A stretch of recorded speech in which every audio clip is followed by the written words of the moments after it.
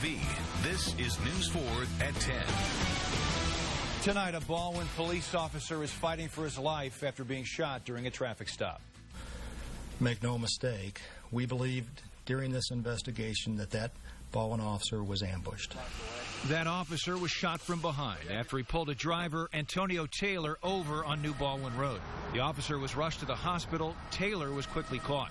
Tonight, we're looking into the possible charges Taylor could be facing. And this tragedy unfolding as police in our area were showing support for the 5 officers killed and 7 wounded in Dallas last night. And now investigators think that shooter worked alone.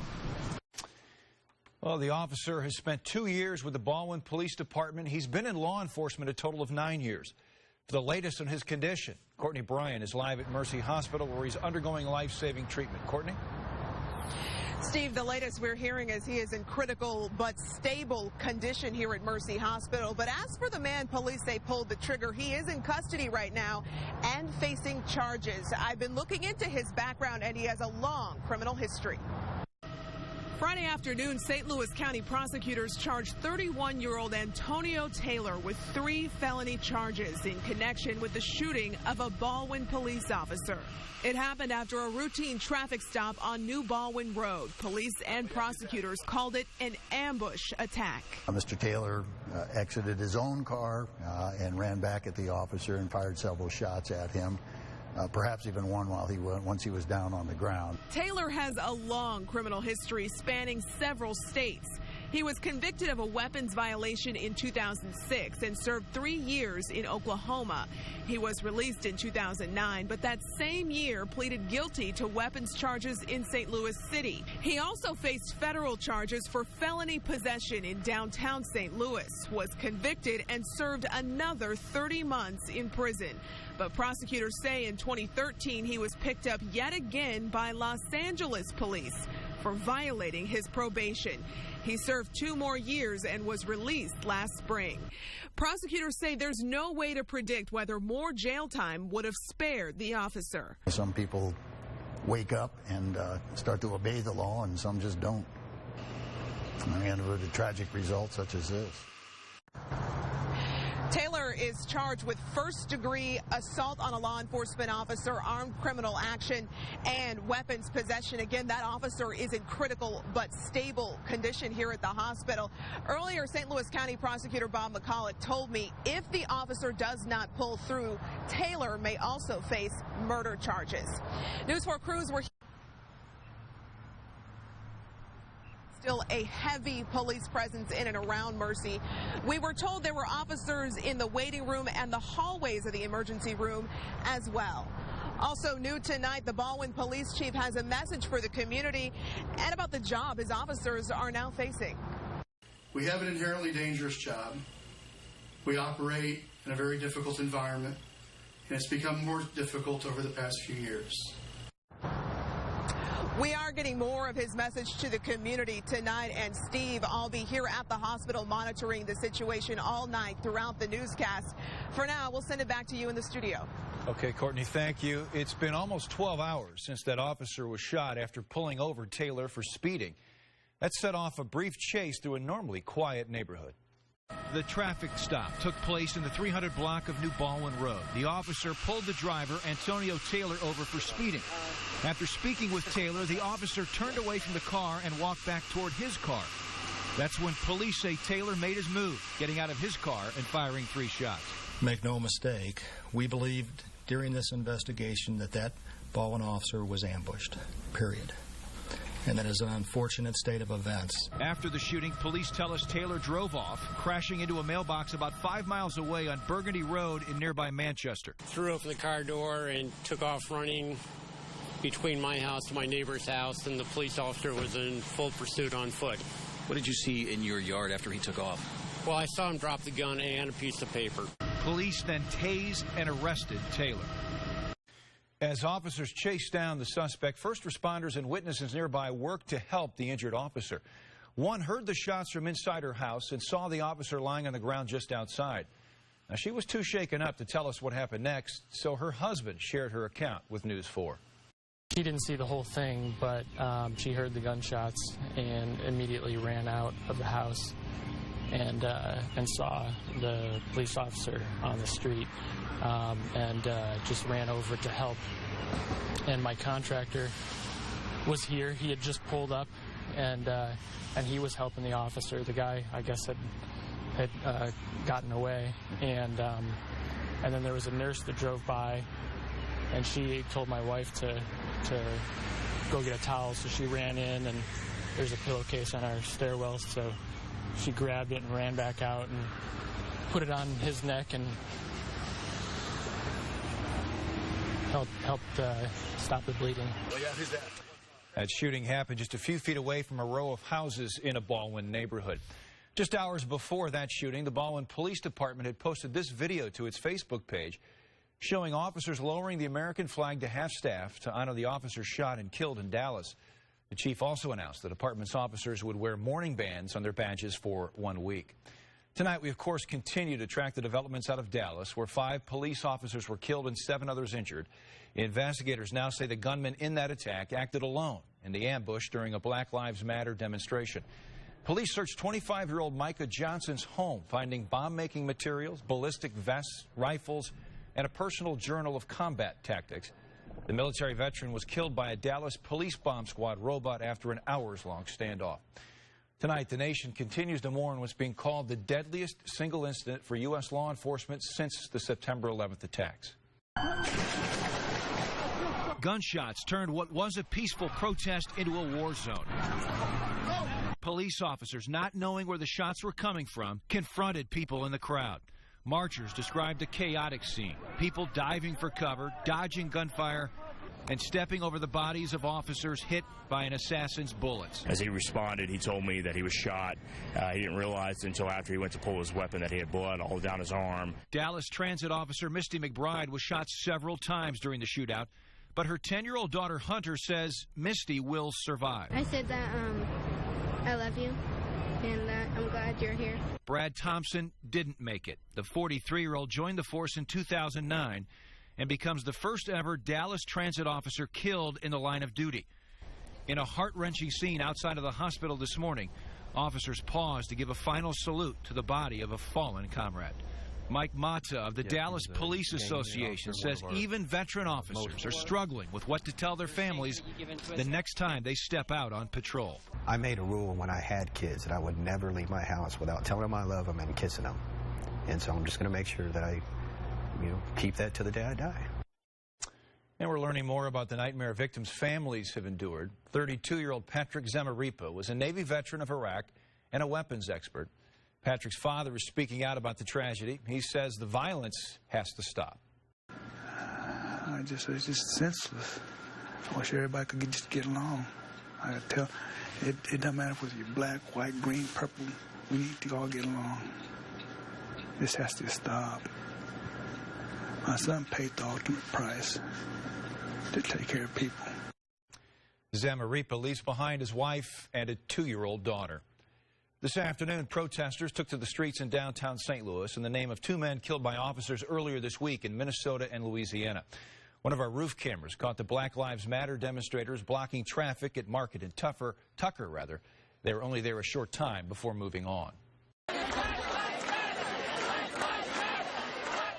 It was just one of many demonstrations across the world for Philando Castile and Alton Sterling. These are demonstrators in Washington, D.C., calling for change and an end to police brutality. Protests spanned all the way to London in response to this week's killings. Right now, all St. Louis County and city on-duty police officers are taking extra precautions heading into this weekend. We're told all officers, park rangers, and marshals will be working in pairs. Those officers will also be required to wear bulletproof vests at all times. The violence against police in the past 24 hours has local law enforcement trying to make sense of it all. News 4's Rob Sneed continues our team coverage tonight. He's live with the Bommarito Street Fleet. And Rob, what are St. Louis police officials telling you tonight?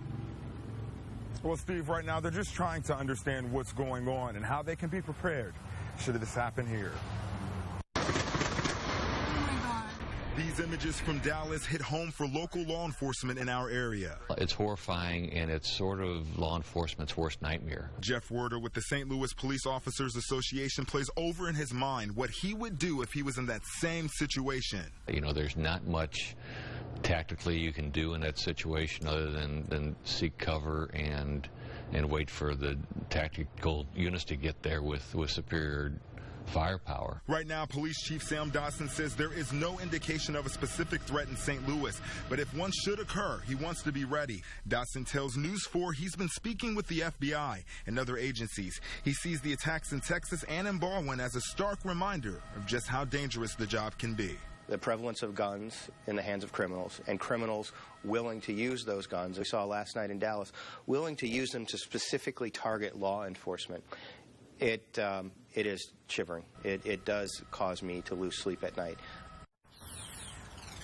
And Dotson also tells us that he sent a letter to every one of his officers reminding them that there is help out there for officers struggling during this time. Reporting live, Rob Sneed, News 4. State leaders are also reacting to the tragedies. Illinois Governor Bruce Rauner spoke to News 4 at Mid-America Airport in Mascoutah. I would say our prayers, our thoughts are with the police officers who were brutally killed in Dallas and their families. You know, our law enforcement men and women, they put themselves at risk to keep us all safe, and they deserve our respect and our support. Included in Rauner's comments were also the police shootings in Minnesota and Louisiana. He says the violence against citizens and police is troubling and shows the lack of unity and trust in our communities. Missouri Governor Jay Nixon announced he's immediately returning to the state after today's shooting. He sent out a pair of tweets this afternoon saying, quote, "Deeply concerned by reports of an officer shot in Baldwin, this violence must stop." He continued, saying, "I'm returning to Missouri from Philadelphia." Nixon had been in Philadelphia to take part in a celebration of the Declaration of Independence. In St. Charles County, the O'Fallon Police Department gathered at City Hall for a moment of silence today. They offered a moment of reflection for their brothers and sisters in Dallas and for the officer shot in Baldwin. The violence against police officers has shocked many and stirred fears in those who wear a uniform. Next at 10, the powerful message from a young police recruit. Well, some welcome changes coming for the weekend. I'm tracking the lower humidity, slightly cooler temperatures, and how long it'll last. I'm Courtney Bryant, live outside the hospital where a Baldwin police officer is undergoing life-saving treatments. We have a new message from his police chief about the care he's receiving here next on News 4 at 10. Monday at 10, when this grandmother couldn't mow her small yard, the city did. Price tag, $190. Are they charging her or punishing her? Monday at 10 on News 4, watching out for you. The Republican candidates for governor debate right here on News 4. Wednesday, Hanaway, Kinder, Bruner, and Greitens on the biggest issues that affect you. The GOP debate, Wednesday at 7 on KMOV News 4, watching out for you. We had the best time at Holiday World. First, my dad took me on Holidog Express. Then my mom got me ice cream, while my dad and sister went on some big kid rides. After that, my parents stayed in the cabana. Unbelievable! While I played with my sister. It was even my first year being tall enough for Mammoth and Wildebeest. After that, you won't be able to wait to tell someone about your day. Get it started with great discounts at holidayworld.com.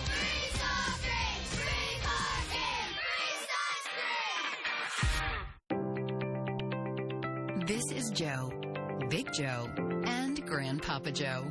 For years, they've counted on St. Anthony's for their care, and today, they're expecting some very big news. It's a girl. And her name's Joey.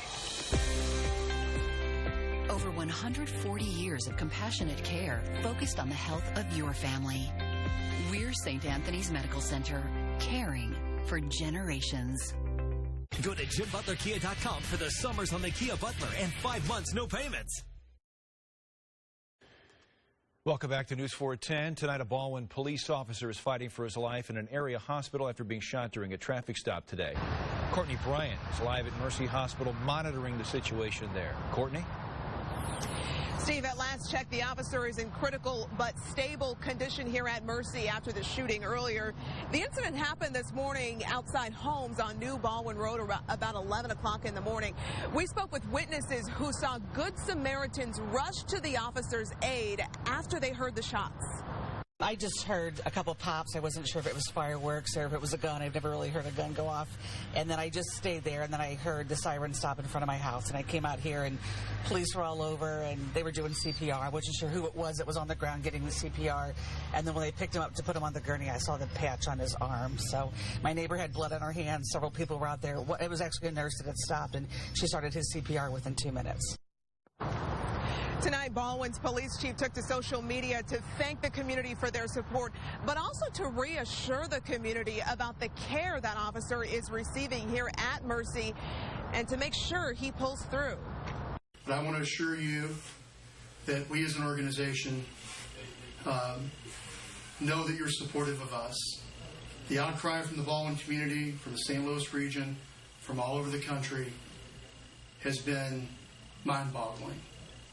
I want to assure you that the officer is in very good hands at a local hospital, and they are working diligently to make sure that he recovers. Tomorrow morning, there will be a prayer for peace after the shooting of this Baldwin officer. It'll be after the 8 o'clock Mass at Holy Infant Church, that church just yards away from the scene of this morning's shooting. I'll be remaining outside the hospital for the remainder of the newscast in case anything new develops. For now, we'll send it back to Steve Savard in the studio. All right, Courtney, thank you. The violence against police officers has stunned many and, of course, stirred fears in those who wear a uniform. Departments in our area have struggled to recruit young officers. News 4 is asking if these shootings have an impact on that recruitment. Well, we spoke to one millennial who says that in the wake of tragedy, she wants to be part of positive change. I want to show that a millennial still believes in law enforcement and kind of change that perspective that they have right now and show that they're just doing their job. Bryn hopes to join the O'Fallon, Illinois Police Department. St. Louis Police Chief Sam Dodson says his force is also looking for young men and women who want to serve despite the dangers. Right now, the bomb and arson unit is investigating after a business goes up in flames in North St. Louis. It happened just days after a double homicide in front of that business, Mama Minnie's Market. This is at West Page and Pendleton. All 4 residents living upstairs made it out safely, but reported hearing a loud explosion before the fire started. The 2 suspects in the homicide are still on the loose. Tonight, more than a dozen children and 2 adults are recovering after a bus crash. It happened at Washington and Teresa in Midtown, just about 2 blocks from the St. Louis University campus. That's where an SUV collided with the bus. I got to him, he talking about his head hurt, his leg hurt. Then I see all the other little kids just crying and it's just crazy. It was just crazy. You know, it's okay. Your mom will be right here. We're just going to make sure she's, you know, the helpers are coming. So we're just making sure everybody's safe. 15 children and 2 adults were taken to the hospital. Fortunately, all suffered only minor injuries. The Forewarned Storm Team, certified St. Louis's most accurate forecast for 4 years in a row. Now, here's Chief Meteorologist Steve Templeton. On this Friday night, we offer you a live look from the Brown Realtor's Eye on St. Louis, looking down Market Street to the west. Steve, last weekend was lousy. Okay, so I'm wondering if this week's going to be any less lousy. Less lousy, much less lousy. Yeah. Actually, I think we've got a great weekend. It's slightly cooler. It's going to be less humid. For the most part, I expect dry too. So I think we have a nice weekend coming our way, and we've earned it. Yeah, we have. We've earned it. We have. Yeah. Would have been nice to have it for the 4th of July, but we'll take it when we can get it. We've already got temperatures down by more than 10 degrees, from that high of 93 down to 82 in St. Louis, and we see some 70s on the board elsewhere, like Chesterfield at 75. Plus, the humidity's not as gross. That's a good term for what it was earlier in the day, as it is now. Humidity's down, so temperatures feeling maybe a couple degrees hotter because of the humidity, but not nearly as excessive as the mid to upper 90s heat index has felt like when we were in more intense heat ahead of the front, where we were in the hot side of the front. Now we're on the slightly cooler side of the front. The front is to the south, so that keeps all the rain out. We're going to stay dry and get that slightly cooler and less humid air in here. By tomorrow morning, 72 degrees. Could be some outlying areas that actually dip down to the 60s. How nice nice is that? So a little bit cooler, less humid, partly cloudy, and dry for our morning. Now, 84 degrees at noon. It does heat up, but it's just typical summer heat. And the normal high is 89. I have us at 88. So we're talking about a normal hot day with moderate humidity. Maybe you notice it a little bit, but it's definitely not excessive. Not as bad as today, that's for sure. 88 degrees and a spot storm to the southwest. I'll pinpoint where that'll be coming up in a minute, but I expect that to be outside of the metro down to the southwest, and otherwise a nice, comfortable, but warm evening. By 9 o'clock, we're at 81 degrees. So the front's going to hang out down to the southwest, and that's why I think if you're in Rolla, maybe Sullivan, probably most likely south of there, Farmington to Centerville and Ellington, this is an area just to watch for about a 20% chance for a spot storm or two in the afternoon to early evening on Saturday. And again, it's because the front kind of stalls out and actually starts coming back as a warm front as we head into Sunday. It doesn't really make it here, though, so we still enjoy a nice normal type of heat day for Sunday. 87 degrees for the high. Normal heat is 89, so it's not excessive heat for Sunday. But we do have a chance for a few storms, mainly near that front, so the best chance is actually going to be south of St. Louis on Sunday. Mainly a dry weekend. Let's watch Sunday for a slight chance as that front's inching a little closer to the metro. If you're south of St. Louis, a little better chance for a spot storm here or there. It's 88 degrees for the 4-degree guarantee high for Strong Tower Ranch. Donations so far at $300. We'll be at 87 degrees, still near normal heat for Sunday. And then as that warm front continues to track in, it starts to bring in a little more heat and a better chance for storms. So 89 on Monday and then low 90s for Tuesday, Wednesday, and Thursday, with more chances for storms as we get back into some heat by early next week. Today, we handed over that giant check. This is the best part of my job. It's for our 4-degree guarantee partner from June. Mary Scherfle from Great Circle took the check. We had 95% accuracy with matching donation from Cardinals Care. The total came to $2,300. Great Circle, they're all about family strength, and one of the many things they help with is trauma. Considering the heavy, really troubling events of the past days, we're thankful to have such a great organization. They can help parents, children, and families with mental health. It's great to have organizations like that in our community. We're happy to help. Yeah, absolutely. All right. Thanks, Steve. 5 days until the next debate in the Missouri Republican governor's race. KMOV is the host for the statewide debate next Wednesday, held on the campus of Lindenwood University. We'll be airing a special pre-debate show starting at 6:30 with the debate beginning at 7 right here on KMOV. In a programming note, Big Brother will air that night at 8, immediately after the debate. Now, here's Doug Vaughn. Cardinals battle the Brewers in Milwaukee and continue to battle that old injury bug. Had some scares tonight with Matt Holliday and also with Michael Wacha. Trevor Rosenthal will tell you about that coming up next in sports. Monday morning, the weekend closure of the ramp from the Poplar Street Bridge to 55 should be done, but I will be keeping my eye on all these other work zones to let you know of any slowdowns. After a nice summer weekend, we'll be back to the heat and humidity Monday morning on News 4. Forewarned Weather is brought to you by Rottler Pest and Lawn Solutions. Go to Rottler.com today for all your pest and lawn solution needs. Nothing is more important to me than my faith and my family. Growing up in a small town, my parents lived their faith. As a prosecutor and a mom, I know parents work hard to instill faith and values in their children, yet our culture works against them. Catherine Hadaway, a prosecutor, a mom protecting our values, prosecuting corrupt politicians. She ended public funding of abortion, passed concealed carry, fighting to defund Planned Parenthood. As governor, I want state government to protect life and religious liberties. Ashley Home Store's Stars and Stripes event has been extended one final week. It's your last chance to buy more, save more. Up to $1,000 off your purchase, plus pay no interest for 12 months. Don't miss store-wide savings like this queen panel bed, only $549. This nailhead trim sofa, now $799. And this 5-piece dining room, just $999. Or pay no interest for 6 years. Buy more, save more. Up to $1,000 off, plus 12 months interest-free. Stars and Stripes savings absolutely end Monday. Ashley Home Store. This is home. Ram trucks are built to work, to play, tow, and haul.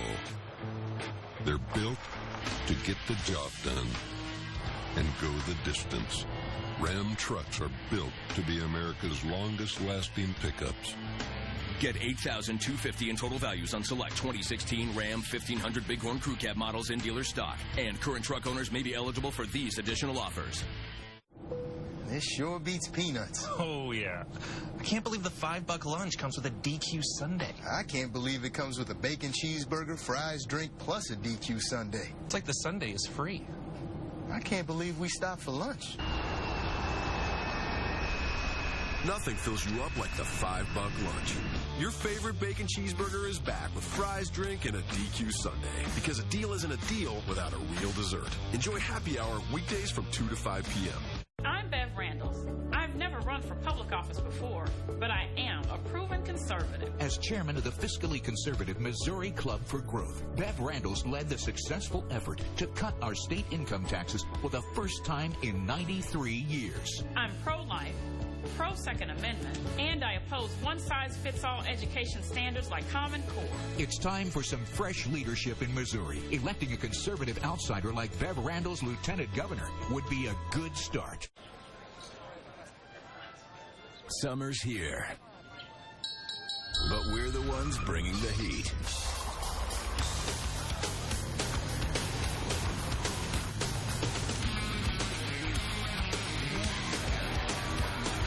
Consider this your invitation to the Dodge Summer Clearance Event.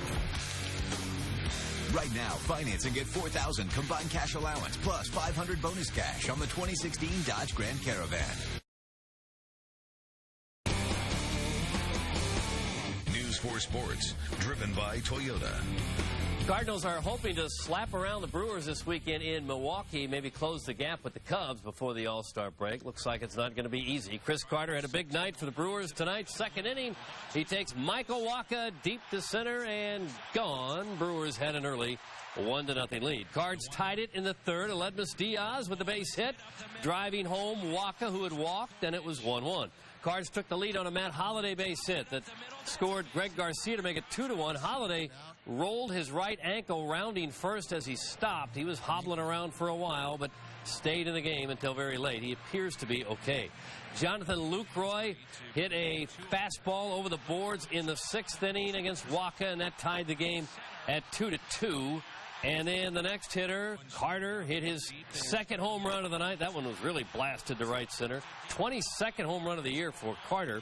Put the Brewers on top. In the 7th inning, Wacha took a line drive off his foot and went down in pain. Cards got the out at first. Wacha needed attention, and he would leave the game. They say he has a bruised heel, but they think he will be okay. They do not think it's serious at this point. In the 8th, Yadier Molina muscled up. He had hit only one home run all season before this, but he got a hold of that one and tied it up at 3-3. But in the bottom of the 9th, Jonathan Villar for Milwaukee slapped the single off Seung-Won Oh. Tommy Phan's throw to the plate, not quite in time. Kirk Neuenhuis safe at home. Brewers win 4-3. Trevor Rosenthal left the game in the 9th with an apparent hyperextended knee. The hits just keep coming. The Cards lose tonight 4-3. Cubs definitely slowing down. The Pirates beat them tonight. David Freese homered against Jake Arrieta, who has hit a rough patch. He's actually hittable now. Sean Rodriguez, 2-run homer. Pirates win 8-4. Despite all their issues, the Cardinals could have trimmed the lead to 7 with a win tonight. As it is, they're 8 out. A month ago, it looked hopeless catching the Cubs. Maybe not so much anymore. Looks like the Blues will be getting Vladimir Sobotka back. He spent the last 2 years playing in Russia. Now, that's not official yet, but the Post-Dispatch is reporting that Blues GM Doug Armstrong has talked with Sobotka's agent and that he's coming back. That would be good news after losing David Backus and Troy Brouwer. Sobotka's 28 years old now. He spent 4 seasons with the Blues, scored 29 goals in that span. Considered a very good assist guy, and he could help out quite a bit on the power play. Roger Federer trying to become the first man to win 8 Wimbledon titles, but he ran into Milos Raonic today in the semifinals. Raonic, a tall Canadian, booming serve, topped out at 144 miles an hour. Federer had trouble with it. Who wouldn't? Raonic scores a big upset, winning in 5 sets to become the first Canadian man to ever reach the final of a Grand Slam event. He'll meet Andy Murray in the finals. Federer was 10-0 in Wimbledon semifinal matches before his loss today. And Steve Cummings of Britain won today's 7th stage of the Tour de France. He won the stage by more than a minute. It helped him a lot when an inflatable banner came down and blocked the road for most of the riders behind him. Race officials have their hands full trying to figure out how to get an accurate time for everybody now after that little ordeal. You can prepare for a lot when you're riding a bike 1,000 miles around France. The banner falling on you, not one of them. Haven't seen that before. No, that's good. We'll be right back. Conservative Kurt Schaefer, the only trusted prosecutor for Attorney General. You know Josh Hawley worked for the American Taliban, but court records show Hawley also worked for the People's Mujahideen of Iran. The Mujahideen killed American soldiers, assassinated civilians, and bombed the American embassy. Still, Josh Hawley fought to remove these Islamic radicals from the terror list. Condoleezza Rice called the Mujahideen terrorists. Josh Hawley called them clients. Being the dad of 5 young children can be exhausting. Thankfully, my all-new Chrysler Pacifica makes my life a little easier. And with stow and go seating, there's plenty of room for all this stuff. You're welcome. How's the vacuuming? Let's go. Let's go. Put it in there. Come on. Kids, let's go. Daddy's exhausted. Get 0% financing plus current FCA vehicle owners get $1,500 total bonus cash on the 2017 Chrysler Pacifica. At Purdue, we take some unexpected extra steps to raise healthy chickens with no antibiotics ever. Like putting oregano in their water. It has natural antioxidants that keep our chickens healthy, and we don't have to use antibiotics in their diet. More like oregano, yes. Am I right? Oregano. Just one more way we bring you chickens raised with no antibiotics ever. It's not the easy way, it's the Purdue way. 27 March 2007, a suicide vehicle blew up just outside the building we were in. I was hit in the head. I was knocked out immediately. Everybody kind of took one in the body. I know Eric inhaled a lot of that chlorine gas, but he was one of the people that climbed himself up on the roof and provided security so guys like me could be evacuated. Good thing that day nobody died on our side. Eric is a true American patriot. I'd follow Eric anyway. When you list your home with Coldwell Banker Brown Realtors, you don't just have an agent. 212 Maple. Let's go. You have a team. 212 Maple. On it. Got the photos. Dispatching to all listing sites. Scheduling open house. Text alerts sent. Buyer agents touring home. I know you'd love this. It's perfect. You're approved. Thank you. Yes. And that's how it's done. You have a team. Go to brownrealtors.com for award-winning service. It's your lucky day at Dobbs. Get up to a $140 gift card when you buy 4 select Goodyear tires on a Goodyear credit card. And for all your summer driving needs, find great deals and great value at Dobbs. Have you seen this junk from Kurt Schaefer? He's a career politician. He'll say anything, even if it's a lie. Kurt says I work for terrorists. False. I never worked for Holt. Kurt Schaefer knows it.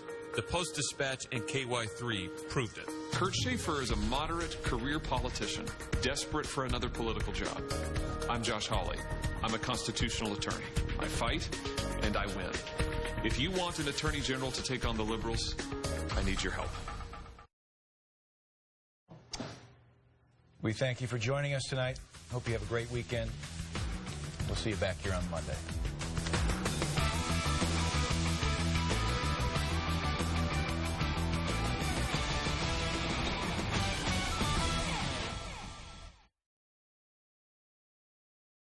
Once a year, the Floor Project puts everything on sale. Every carpet, every wood, every ceramic, laminate, and vinyl tile. This is the perfect time to visit the Floor Project and save. Hurry, the everything sale only lasts until the end of the month.